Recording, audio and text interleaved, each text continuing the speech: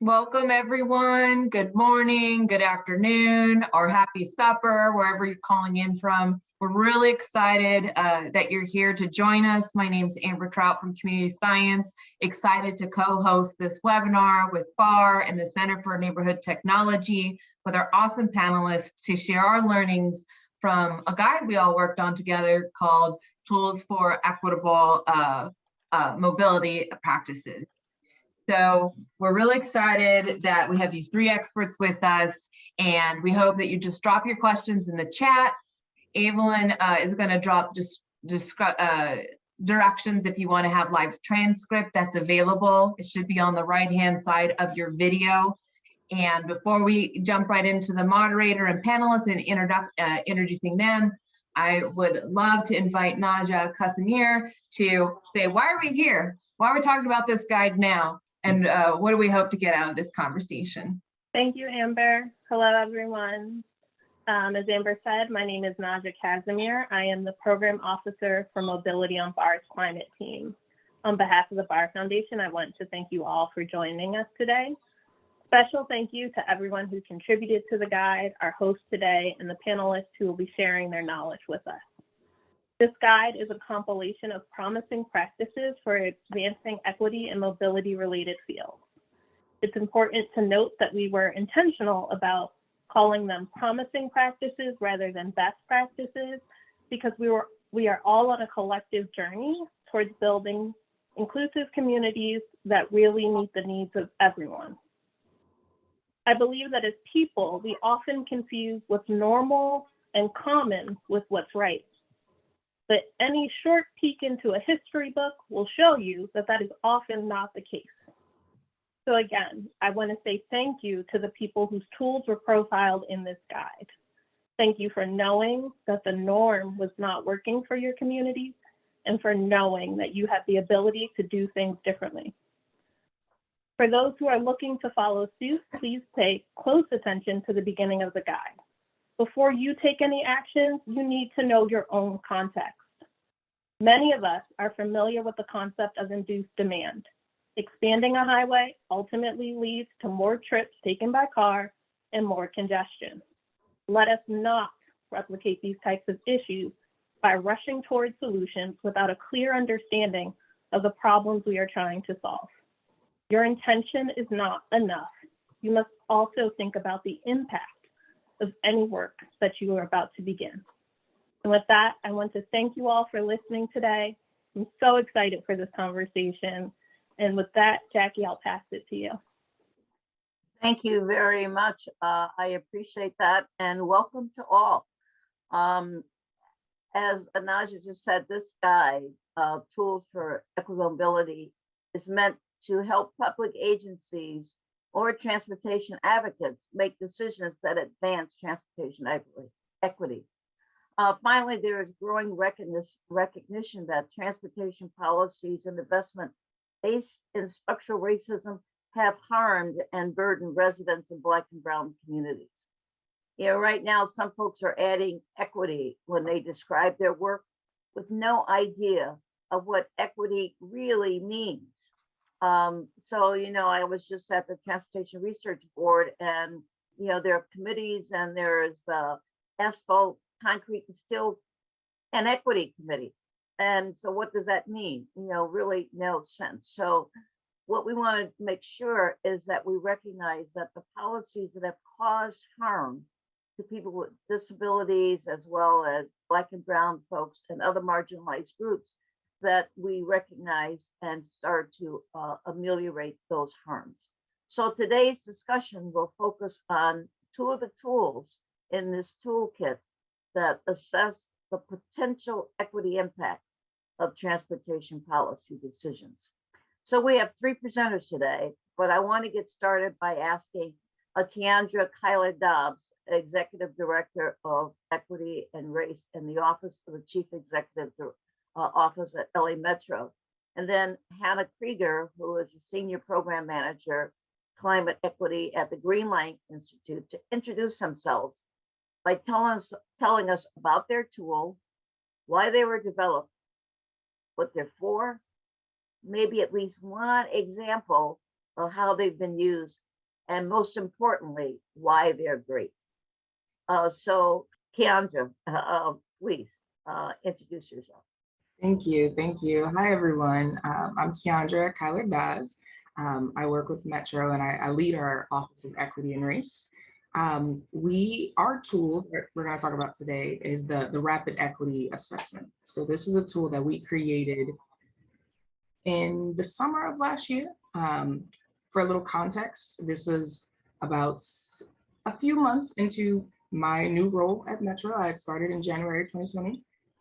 We were a few months into a pandemic, and we were also a few months into the social unrest protests that were happening in response to the George Floyd murder. And so throughout that time, as I was kind of getting acquainted with Metro, I realized we needed a clear tool to help us apply an equity lens to our decision making. Things were changing very quickly. A lot of decisions were being made.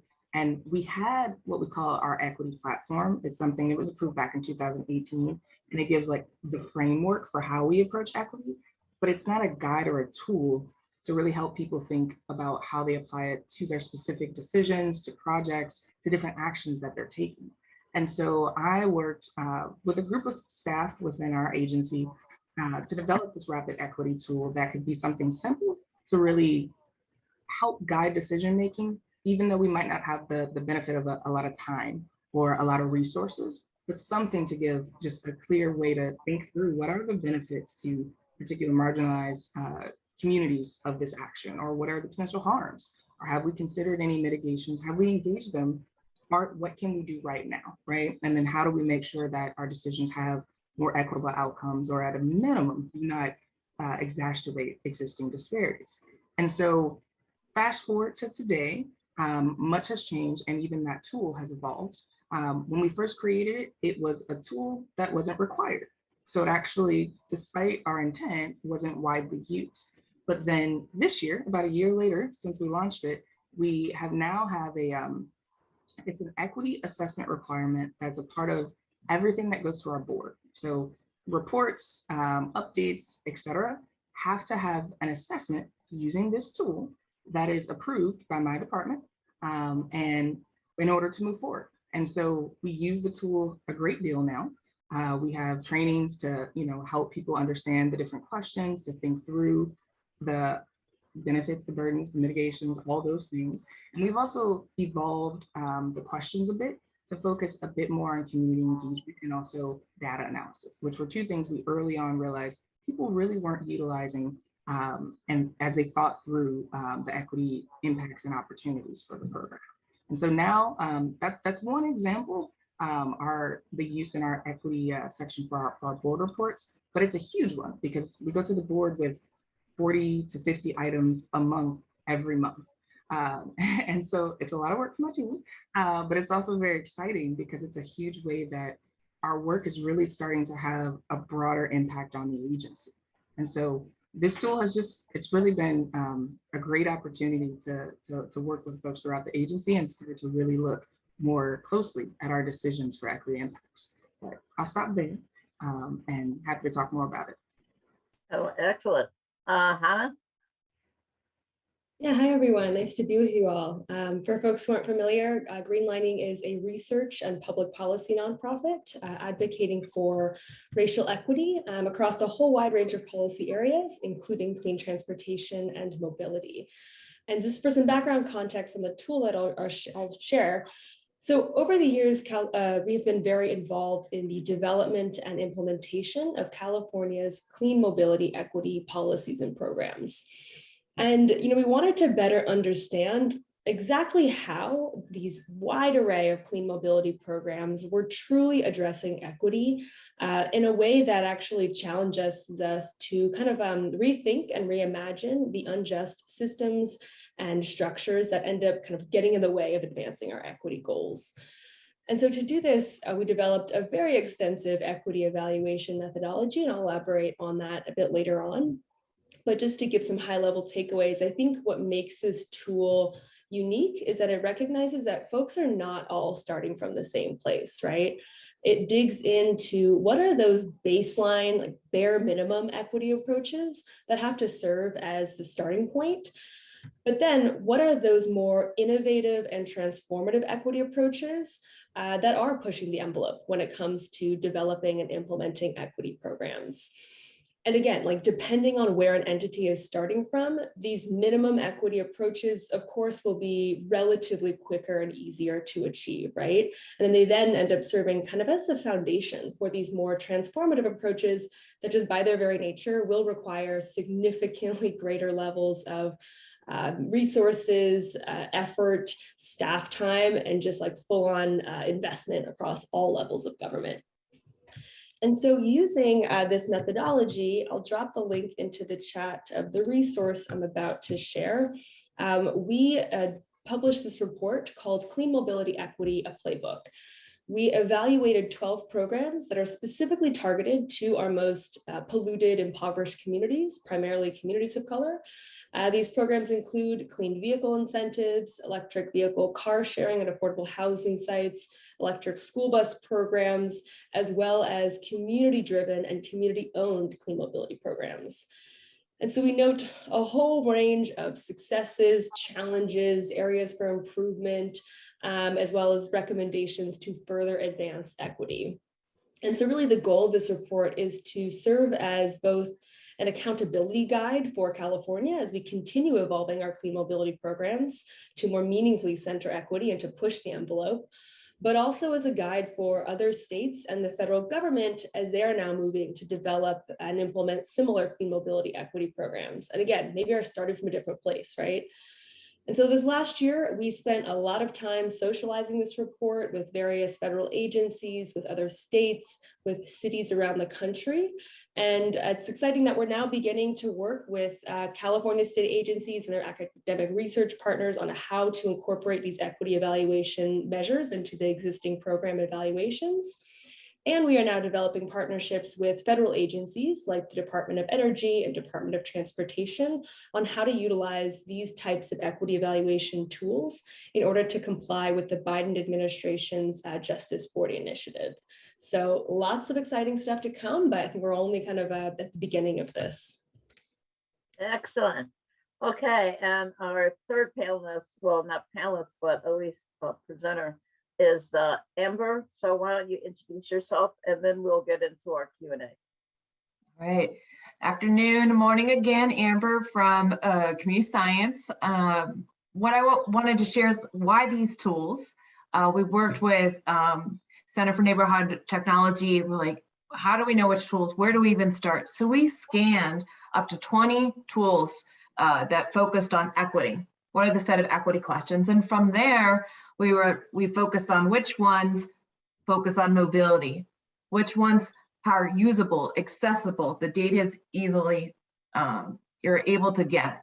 And what we really realized that every metropolitan area has quantitative indicators already, and that there's really an opportunity to think about what's that qualitative information that's needed to go with the decision-making processes that can check that quantitative bias or that narrow focus that quantitative data provides. Very important to have, but what is the context to understand that space and understand and acknowledge the harm that has already happened in the community as a result of some transportation policies. From there, we had an advisory committee, two that are on this panel with us here, of 20 people helping us. What are the tools that we want to highlight? And so we ended up on the 6 tools in the guide, and a few that aren't here on the panel is we also highlighted the City of Oakland Transportation Racial Equity Indicator, the King County, Washington State Equity Impact Review, the Green Justice Coalition Policy Toolkit, and we had an academic tool with the intersectional based policy analysis. And we included these to show there's multiple ways to assess equity. And so rather than pitting the tools against each other or being extractive, oh, use this piece in LA, but only use this piece in green lining, that's not grounded in an integrity way to approach equity. Rather, where is your organization? Where do you want to go? And that's really how we approached which guides to highlight. And then as Naja opened up, like, where are you as an organization? Where are you as the person before you even use these tools? And so the last point I wanted to say, although we did the scan, we interviewed people, we highlighted these tools, it's certainly not our knowledge. This knowledge is built on equity pioneers that have been doing this work for decades, unrecognized. And for us, we feel this is just a way to grow awareness of what has been done and those promising practices that are being done.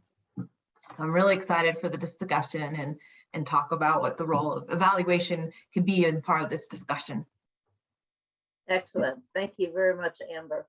So with that background, let's get into the discussion. And so this first set of questions, Keandra and Hannah, I'd like to have both of you answer.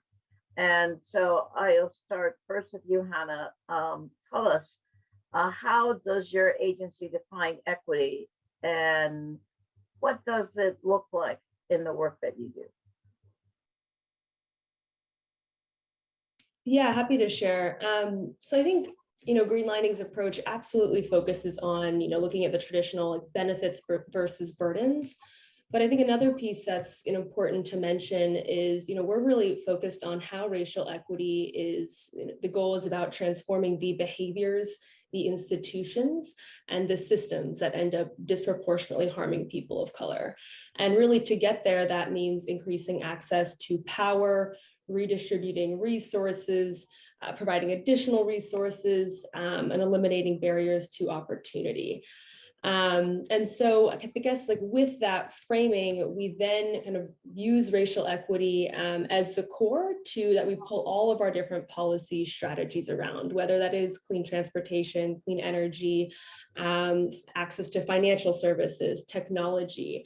And I can share a little bit more about this later on if we cover a bit more of the specifics around the equity evaluation methodology, but we aim to have as many kind of comprehensive, multifaceted, multi-sector approaches built into our equity approach, where it's not just about access, but every conversation around mobility is around economic justice, climate justice, access to healthcare. So basically trying to like cover as many issues as we can, regardless of the topic that we're actually, is at hand. Got it. Keandra? Thank you. So our formal definition, we have a longer one, but our abbreviated definition is that equity is both an outcome and a process to address disparities to ensure fair and just access to opportunities. And so there's 4 words within that we really, really focus on. The first of which is outcomes. We're focused on the end result and making sure that people in the end have equal access to whatever they need to lead a full, healthy life. Access to food, jobs, etc. And also just affordable access, safe access, sustainable access. And then the second word we focus on is the process. That matters just as much as the outcome. It matters how we include people that are most impacted to understand their existing conditions, what they need, and how we make sure that our adjustments, policy solutions, actions, how they actually are framed in a way that will address those disparities that they face or the barriers that they face. And then of course, disparities. We have to understand and recognize and understand what disparities exist and why. And then lastly, our ultimate goal is to increase access to opportunities. That's the framing of which we carry forward our work.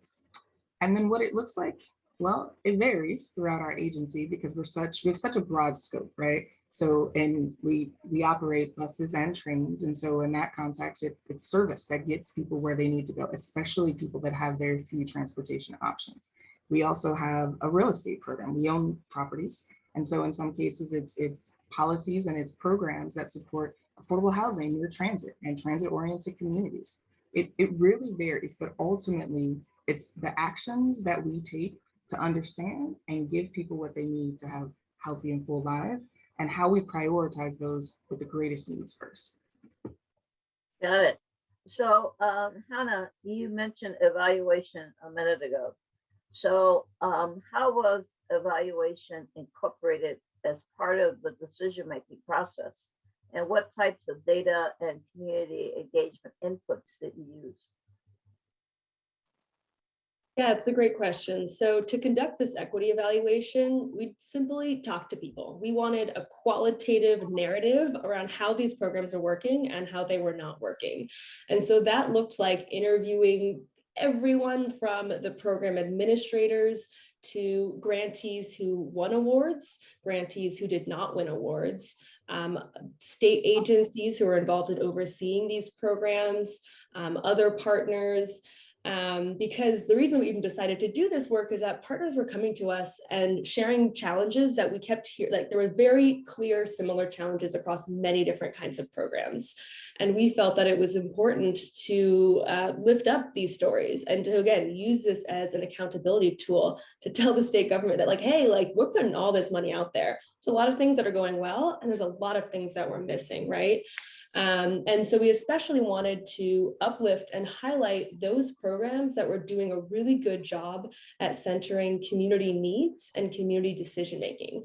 And we wanted to point out that those programs that California has pumped a lot of money into, such as the clean vehicle incentives, are very prescriptive, don't do a great job oftentimes at targeting those folks with the greatest barriers to access. Unfortunately, leave out many communities who don't drive. And so through this process, again, we wanted to uplift those programs that do a great job at centering community voices, community decision-making, and community power, and share those best practices, challenges, lessons learned, and use this as an advocacy tool to get those programs greater funding. Got it. And with LA Metro, Keandra? Sorry, can you repeat the question?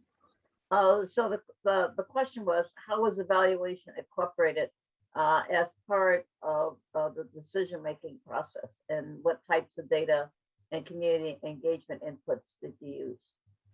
So what's interesting about our tool is it's kind of evolved to expand on those two components. So as far as evaluation, the rapid equity assessment, it isn't prescriptive as far as the data and the community and inputs, but it does draw a very specific focus on particular marginalized groups. So Black, Indigenous, people of color, low-income folks, and we have a threshold that help us define it, people with disabilities, and disadvantaged businesses and minority-owned businesses, and a few other marginalized groups, including women, LGBT folks, et cetera.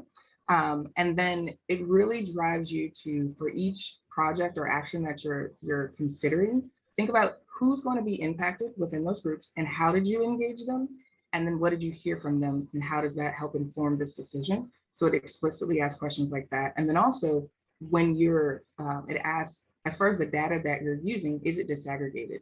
And are you finding disparities that exist within that data? And if so, how does this action address it or not address it? So it expands on, as you mentioned actually earlier, some of the quantitative information and work that we've already been doing by adding these qualitative elements that also require more engagement and more input from community members that are impacted by our work. So, Keandra, then have you ever made a mistake in using this tool, or can you share a mistake or a lesson you learned along the way as you worked on getting this rapid assessment tool out there? Yeah, lots of lessons learned. I think one of the things we've learned is just sometimes tools have to evolve because the first version of it, we've changed the language to make it more clear. We've added glossaries to help people understand different concepts that are new to some of our staff. We have trainings that also go with the tool, and then we've added questions.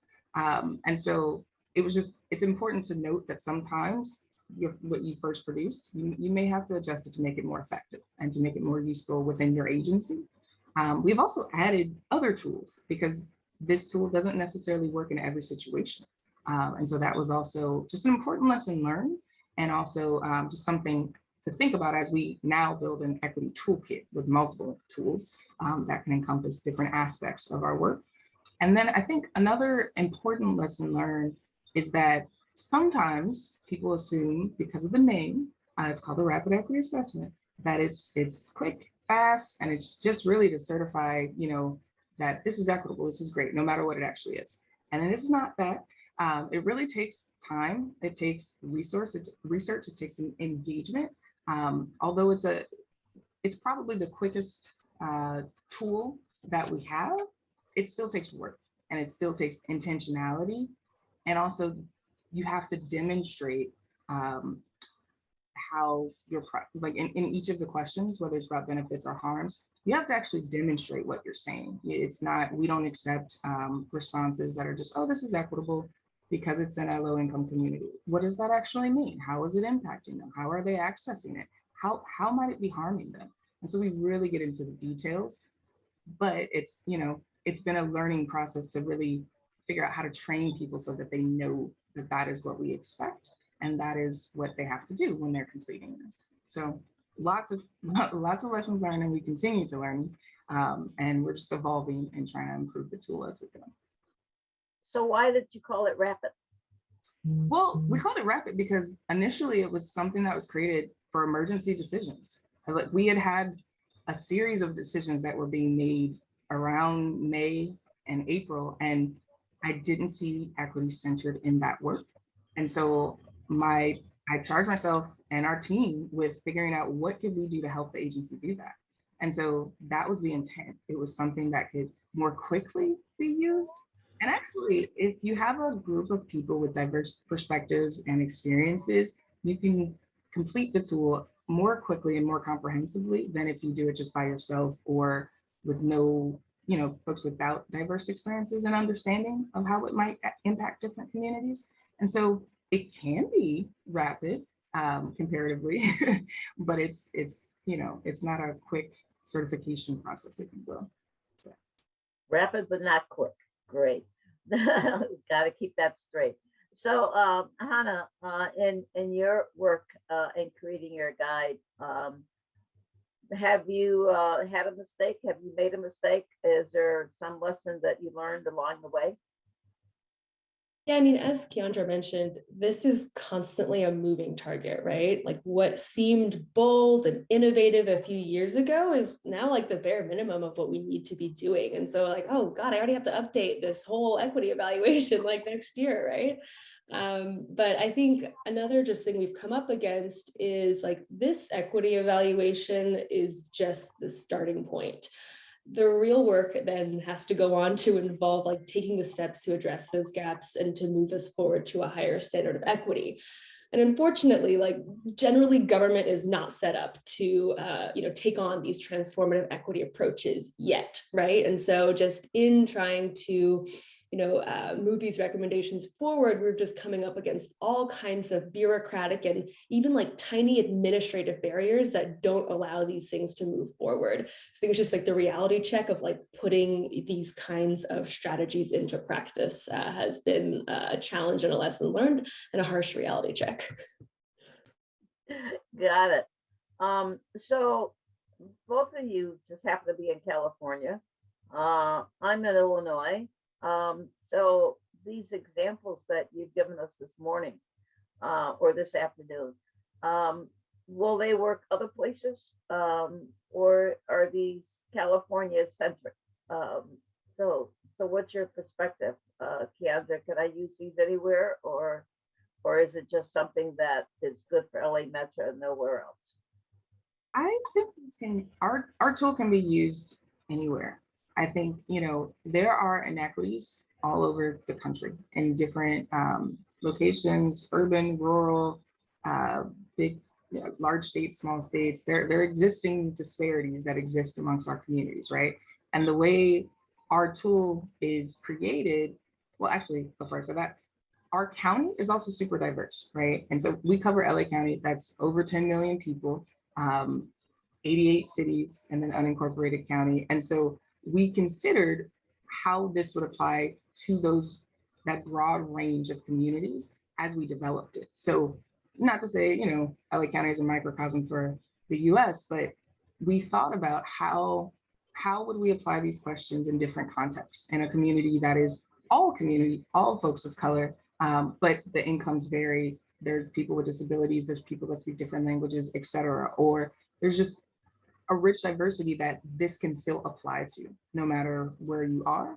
And also thinking through who is it benefiting and who's it burdening. Those are questions you can ask anywhere. I mean, you should with any project, right? You want to understand what is the impact of your work and how, like, who is it harming if it's harming anyone, and who is it truly benefiting, and how do you make adjustments so that the outcomes are different, so that they're more equitable, so people can get what they need. And I think lastly, we've talked to a lot of folks in different agencies and kind of shared our tool and have found a lot of interest in the approach, because it's just focused on people and the end user. It's focused on understanding what is the experience, the lived experience of people with our work, and how do we make adjustments to make it more equitable. That's the ultimate goal. And so, yes, I think it can be used in other places outside of California. Got it. No, Hannah, in Illinois, we don't have these wonderful programs that you have in California that you use with your tool. So can I import your process here to Illinois?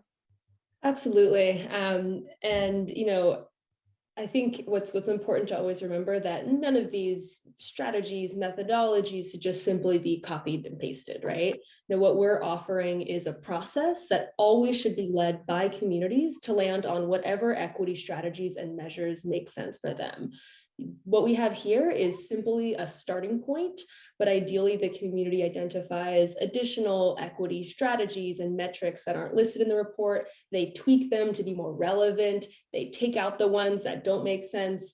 This, again, always must be a community-driven process. Got it. And so is that, well, no, I'm going to ask you this one question, both of you to answer, and then we'll open it up to questions from our participants. Hannah, I'll start with you. It seems to me that in looking at your tool and the process that Greenlining used, it was kind of unique in evaluating equity through a rubric that asks different program elements for questions. How did you come up with this process that you just mentioned that can be used anywhere? How did you come to using that strategy in your equity tool? Yeah, so as Amber mentioned, Greenlining's report offers very specific qualitative equity standards and strategies that clean mobility programs should abide by. So there was two elements to this. The first was our 6 standards for equitable investment, which are emphasize anti-racist solutions, prioritize multi-sector approaches, deliver intentional benefits, build community capacity, be community-driven at every stage, and then establish paths towards wealth building. So that's one element. And clearly, equity is a very comprehensive approach here. And it's kind of way beyond those traditional measures of transportation. And that's exactly the point, right? Because traditional quantitative measures alone don't capture transformative equity processes and outcomes. But then at the same time, to complement that, just those equity standards on their own are not enough. And so we wanted to offer very specific examples of how those equity standards I just listed can be embedded from start to finish. And for us, that means how they're embedded into a program's mission, the process of how it's developed, the outcomes, and then its measurement and analysis. And so together, those pieces kind of offers all of these layers of accountability. And I think this really came about from our previous evaluations of equity programs and policies, where we found that it was pretty common to state equity as a mission or a goal. But then those programs failed to develop a clear strategy for how to embed equity all the way through the end, right? And I think I would say that the reason why this methodology is so comprehensive is that these qualitative equity measures were essentially co-created by a wide number of stakeholders who we interviewed, who were involved in the development and implementation of those clean mobility programs. And then based on their experiences, they were able to give very clear examples of their existing equity measures that were working well, but then also their aspirational ones that the programs did not yet meet, but they hoped to meet in the future. Got it. Okay, so it looks like the questions are coming in. So let me switch, unless, Keandra, I don't want to cheat you out of the opportunity to respond to, the uniqueness of your tool. Or if you want me just to go to questions, I can do that too. Yeah, we can go to questions. Looking forward to Okay. hearing. All right, so our first question is, what is the role of public engagement and equity evaluation? And how do we do this when we're in the midst of a pandemic? Andrew? There's a very important role for community engagement in these assessments. I'll speak broadly because we have multiple assessments that kind of require different levels of engagement, but it's utterly important to work with communities through assessing, through planning, through development of projects and all our work to really advance equity. They are such a rich resource and really the experts that know what they need. And so finding ways during the pandemic has been a challenge for us. We aren't doing many in-person events. It's mostly webinars and with call-in options. But for some of our work, we have really just had to go out into the world in person, right? So like we have some changes to our bus service and also bus only lanes. We're adding more throughout the region. And so some of the ways that we've engaged folks is by having folks go to bus stops with masks and protective gear, and talking directly to the people that are using the system that would drive along that bus only lane to understand, what are different issues and concerns that we need to be aware of and consider as we develop this process. Also, we work very closely with community-based organizations. They are often a great resource and connection to the community, both because of the trust that they have within the community, and also their ability to kind of serve to validate in some ways our processes, especially when you're working well with them, but also to help connect us and help us understand the community. So in addition to working directly with community members, we work with community-based organizations. Some we even contract on different programs and different projects. And then also we work really closely with our advisory bodies. We have members of the public that serve on various advisory groups throughout the agency. And I'm excited to say we now compensate them as a part of that process because we value their time and we value their expertise. So it's critical, and there's tons of ways that we engage and can engage community members. Yeah, that's awesome. Compensating, community people are just as expert as the rest of us when it comes to transportation because they use the system. So they know best. Hannah, I want to ask you a different question, and that is, can your tool be used to consider accessibility for people with disabilities? Like the various programs in California. I'm not familiar with all of them, but are any of them that are directed towards people with disabilities that the tool can be used for? Or is it kind of like a unique perspective with some of the various programs out there in California and how they relate to people with disabilities? Yeah, that's a great question. So, Green Lining's core is racial equity, but the 6 standards that I just mentioned are incredibly broad. And while the specific strategies underneath, again, are all tied back to racial equity, just going back to prioritizing multi-sector approaches, delivering intentional benefits, building community capacity, being community driven at every stage, and establishing paths towards wealth building absolutely are very applicable to the disability community. Although I'm sure elements would need to be tweaked, added. So I think this is a helpful starting point in framing, as well as the embedding equity in the mission, process, outcomes, measurement, analysis, but the specifics would need to be tailored. And just one other thing I wanted to mention on that previous question, completely double click on everything Keandra just said. And I also wanted to flag that it's not fair or realistic to put all of that responsibility on local agencies alone, right? Federal and state funds have to require this community engagement. They have to require qualitative equity evaluations. They have to provide guidelines, build up their capacity to do so. And then again, resource this with real money, right? I think local agencies in partnership with community-based organizations are the best positioned to do that critical engagement, but they have to be broadly supported from state and federal funds, and Greenlining is working to do exactly that. Got it. So Amber, I've left you out of the conversation a little bit, but I want to bring you in and ask you, in the guide, there's a section that raises caution about when to integrate an equity framework. So can you explain to us the potential harm that can be done if evaluations fail to incorporate equity? Yeah, no, that's a great question.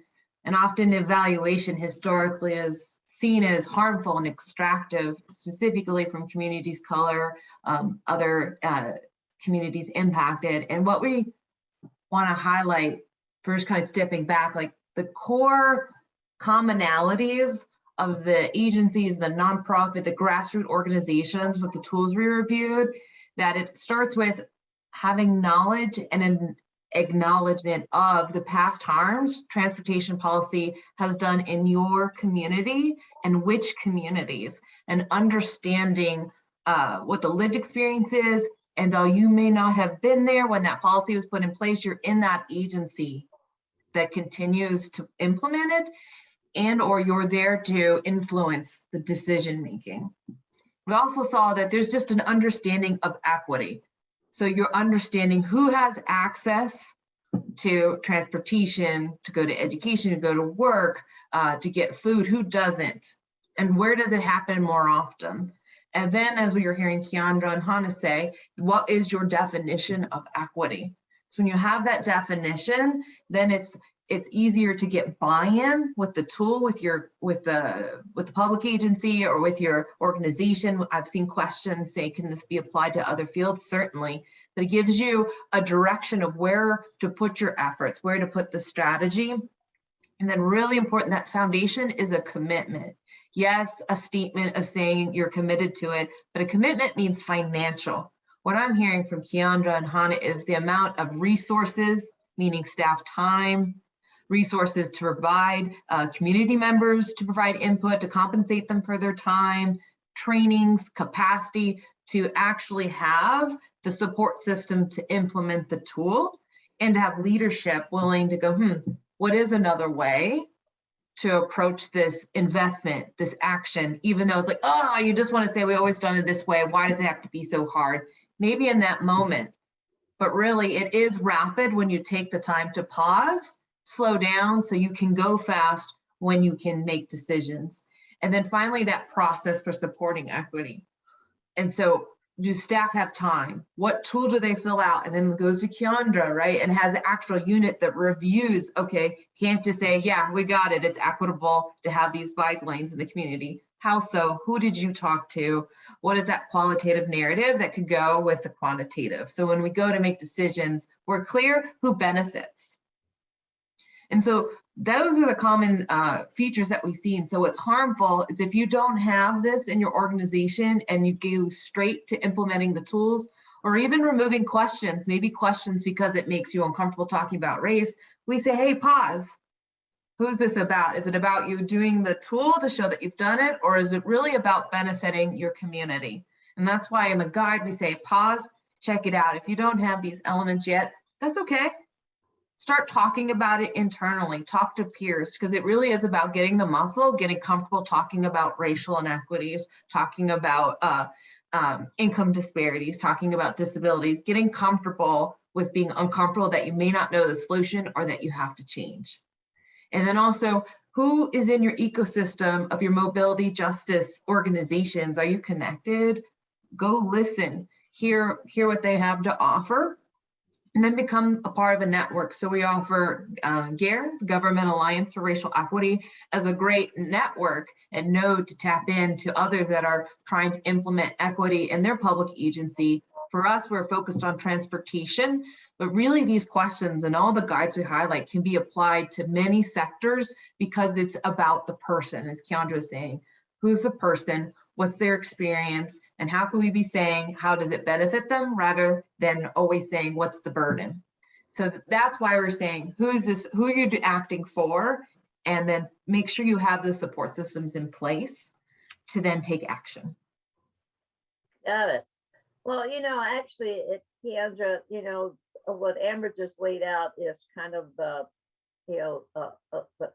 the broad picture down to the very specifics of making this go, so that if your head isn't on straight, or if you don't have the right mindset, you might not get to that real equity evaluation. So let me ask you this, LA Metro is a huge agency, and I'm sure you have 1,000 different divisions with people having to use your rapid assessment tool. So how would you support those folks in LA Metro who have really the least power to advance racial equity? Like they are either new, or they're in a position that is not a leadership position. So how do you go about supporting those folks in your agency to make sure that they are able to advance equity? Yeah, that's a great question. And I think it's evolving for us. The first thing that comes to mind is we have a program. It's called our Equity Liaisons program, where we have people, 1 to 2 people from every department across the entire agency that work with us monthly. We meet twice a month, and then there's like homework in between. But part of it's education, right? We read books, we read articles, have discussions, watch documentaries, all kinds of things. And then part of it is learning how to use these tools, testing them with them, because especially with this cohort, we were developing them as we had the cohort. And then they serve as a liaison within their department. And the great thing about this group, 1, there's just a great group of folks that really have a passion for this work, but also they have various levels of titles within the agency. So some folks have stepped into any role as an equity liaison because part of their job is to support their department as we're meeting certain requirements that have recently been implemented, right? The board report requirement, that's one great example. They have a huge new role and are able to kind of step up and speak up and help support their department as they move forward in a different direction, and also help to identify key equity challenges and opportunities within their departments, because we rely on their expertise because they're in the departments and they know them so well to help us think through our programming and our planning and et cetera. So that's one, I think, really critical way that we've been able to do it. And also they help expand our capacity. My team is small. We have four people now. We're growing, but 4 people in an agency of 11,000 is pretty small. And so the equity liaisons also help expand our capacity and reach within the agency. So that's one way that we're supporting all kinds of staff that just are passionate about the work and want to be able to do more and have a bigger impact. Got it. So Hannah,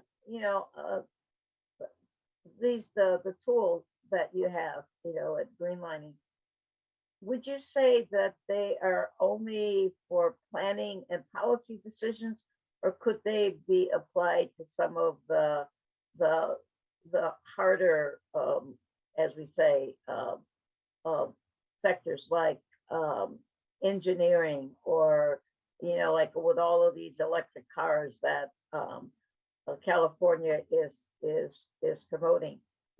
Could this tool be used to maybe provide some guidance on the engineering side as well as the planning and policy decisions? Yeah, absolutely. Almost from day one, we had people asking like, well, how do we quantify these qualitative equity measures?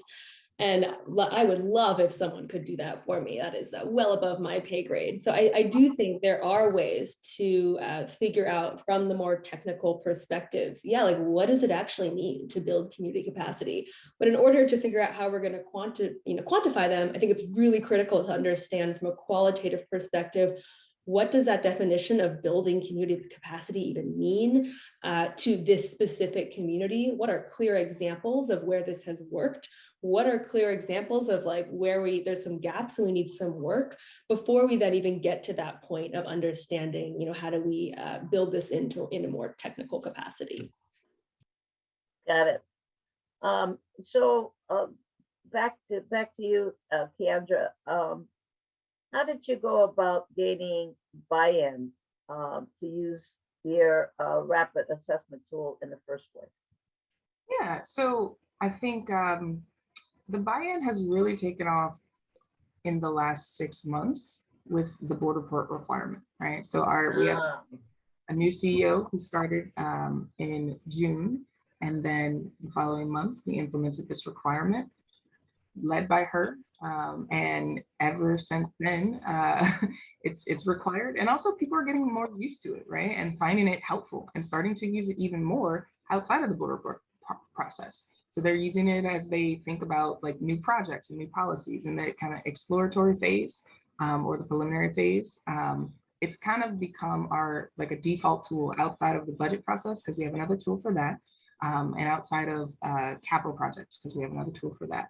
And so I think the buy-in has really come both from having our senior leadership really supportive and pushing for more use of our tools, and then also just as people use it more, they see the value and they see the impact in addition to having to do.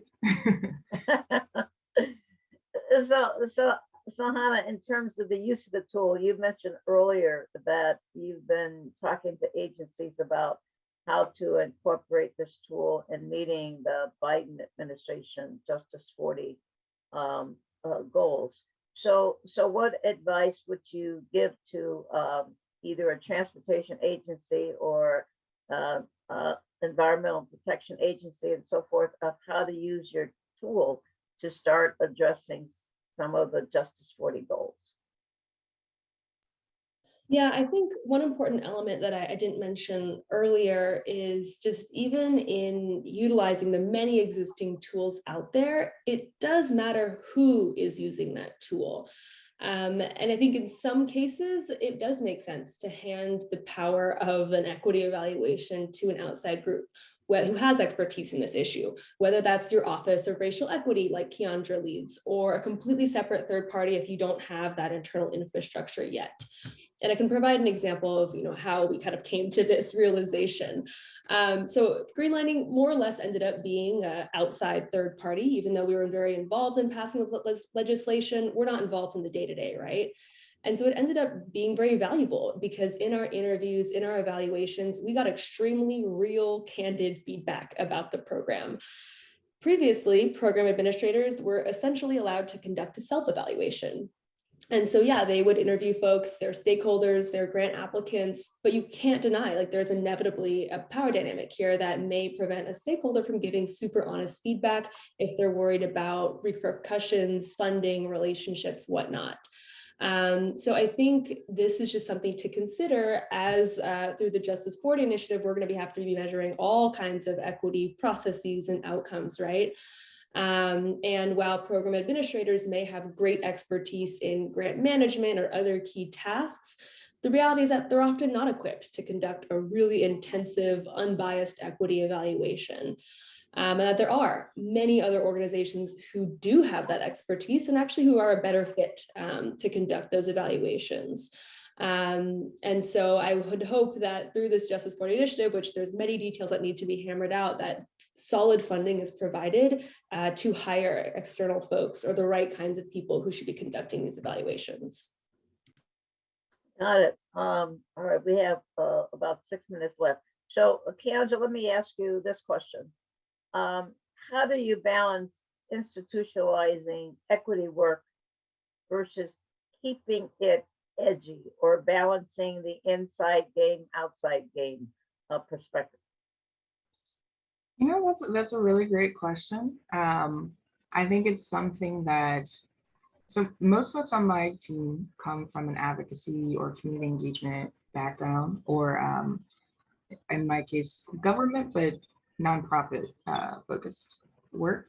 And so I think that's always something we keep in mind, is making sure we figure out how to best be effective and helpful in the agency. In some way, we're advising, we're consulting, we're like the internal consultant in some ways, but also making sure that we have good, strong relationships with community members, with CBOs, with building upon kind of the networks we had before that, in some ways kind of drove us to this work, right? Wanting the agency to do better, making sure we continue those and find ways to be able to just have conversations with folks to hear what they're really thinking, to hear what they might not tell another department, and then being strategic about how we, help our teams internally to address those things or be responsive, but also maintain the trust and the rapport we have with the community. So it's constantly, I think, a balancing act, but also something we're really just,